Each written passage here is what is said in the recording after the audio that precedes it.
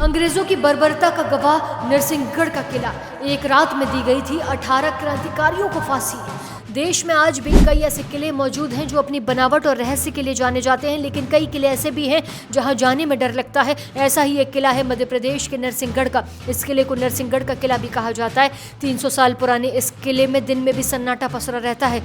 यहाँ पर्यटक आते जरूर हैं, लेकिन अकेले इस किले के अंदर नहीं जाते। सोचिए, जिस किले में दिन में जाने से लोग डरते हैं, उसका रात का मंजर कैसा होता होगा।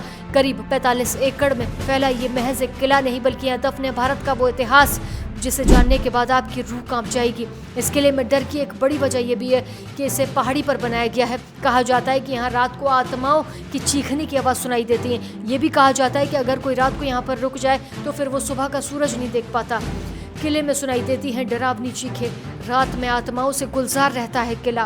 कभी नरसिंहगढ़ की शान कहा जाने वाला ये किला समय के साथ खंडर में तब्दील हो गया, लेकिन समय के साथ जो चीज़ यहाँ नहीं बदली वो है यहाँ पसरा हुआ सन्नाटा। ये सन्नाटा आपके शरीर में सिरहन पैदा कर देगा। दिन में यहाँ जाने पर लोगों को किसी के चलने की आवाज़ सुनाई देती है।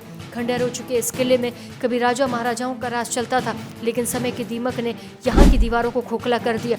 इसी किले के साथ क्रांति भी जुड़ी हुई है। कहा जाता है उस समय इस किले के राजा ने यहाँ क्रांतिकारियों को छुपा कर रखा था। अंग्रेजों ने हमला कर उन क्रांतिकारियों को पकड़ लिया। बताया जाता है इस किले में एक साथ 18 लोगों को फांसी दी गई, जिनमें एक 6 महीने की बच्ची भी थी। कहा जाता है इन्हीं लोगों की आत्माएं इस किले में भटकती रहती हैं, और यही वजह है कि नरसिंहगढ़ को मालवा का जब कश्मीर कहा जाता था, लेकिन अब यही किला भूत किले में तब्दील हो गया है। अगर आपको ये वीडियो अच्छी लगी हो तो चैनल को सब्सक्राइब ज़रूर करिएगा।